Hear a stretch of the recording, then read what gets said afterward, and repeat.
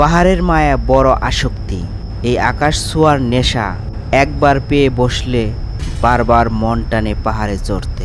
বাংলাদেশের সবচেয়ে দুই উঁচু পাহাড়ের মধ্যে একটি হচ্ছে কেওক্রাডং। একে জয় করা যেমন এক নেশা, ঠিক তেমনি এই যাত্রাপথে সৌন্দর্য এবং মনোরম রূপের গল্প রয়েছে।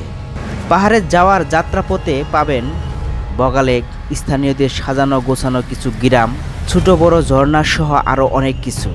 যতই উপরের দিকে উঠছিলাম আর গ্রামগুলো পার দিচ্ছিলাম, তখনই মনোমুগ্ধ হয়ে দেখছিলাম আশেপাশের সৌন্দর্য।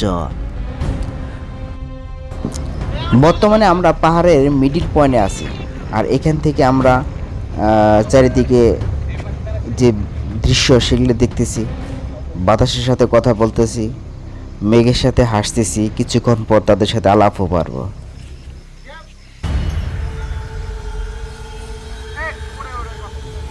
এই দৃশ্যটি হচ্ছে কেওক্রাডং পাহাড়ের মাঝখান থেকে আমরা নিচের দিকে ভিডিও করছি। আর দেখেন নিচের যে রাস্তাগুলো কীভাবে উপর দিকে উঠে আসছে। এই যে দেখেন কিছু মোটর সাইকেল প্রেমিকেরা উপর দিকে আসতেছে। এই যে আমাদের এক ম্যাডাম ছবি তোলার জন্য ব্যস্ত, কঠিন একটি সিনারিতে সে ছবি উঠতেছে। দেখেন পাহাড়গুলো কিভাবে মেঘে ঢেকে রাখছে, মিষ্টি মিষ্টি বাতাস। ওহ, কি বলবো, ভাষা নাই আমার কাছে।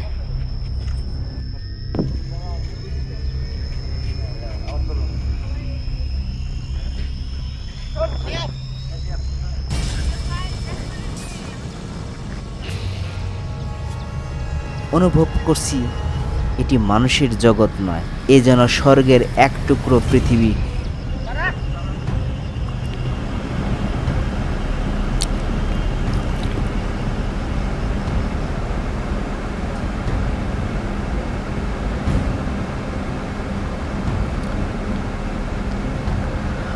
ভোরবেলা সূর্য উঁকি দিল পাহাড়ের ওপার থেকে।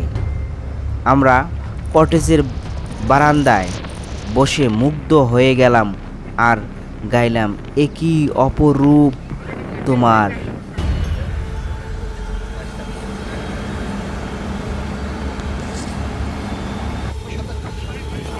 আমরা মেঘের ভিতর দিয়ে আবার আঁকাবাঁকা রাস্তা দিয়ে যাত্রা শুরু করলাম।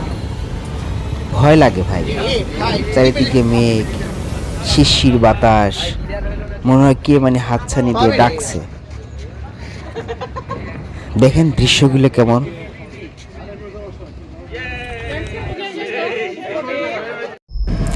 এই রাস্তাটি হচ্ছে খাড়া রাস্তা, একদম উপর দিক ওঠা। এখানে যদি কেউ একবার পিছলে যায় তাহলে নিচের দিক পড়তে থাকবে।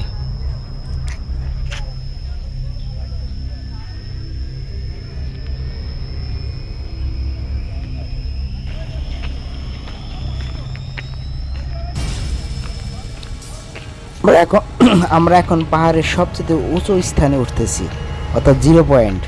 এখান থেকে মেঘের দৃশ্য দেখবো আর নিচের দৃশ্য দেখবো।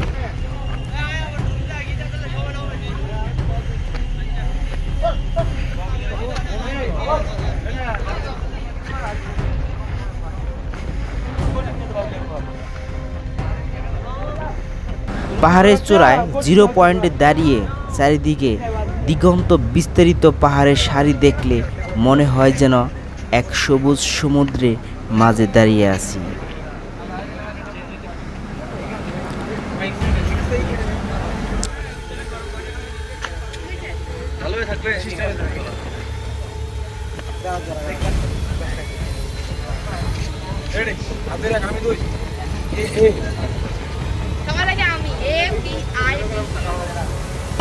পাহাড়ের সবচেয়ে উঁচু স্থান থেকে আমরা এখন রাস্তা দিয়ে হেঁটে হেঁটে নিচের দিক নামতেছি আর কিছু আনন্দ করতেছি।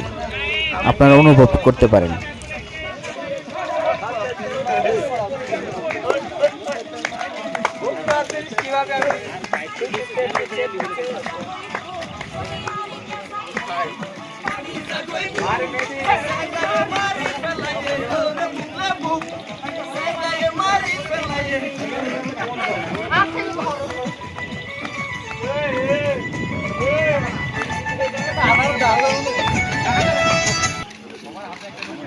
আপনারা যত আমাদের আনন্দ বিনোদন দিবেন তত আমরা মনে করেন যে আসলে আরো আগ্রহ থাকবে।